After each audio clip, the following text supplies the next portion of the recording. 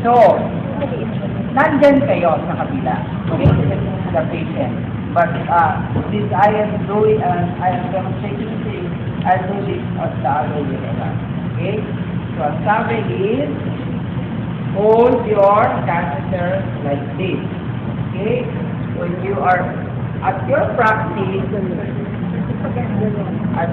advice is hold it this way. Why? Because if you're going to hold it that way, you are covering the vein.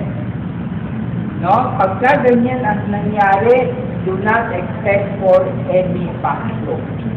It will not come out. Dahil wala. So, if you can hold it that way, or better yet, this way. Okay? When you are inserting. Okay? Now,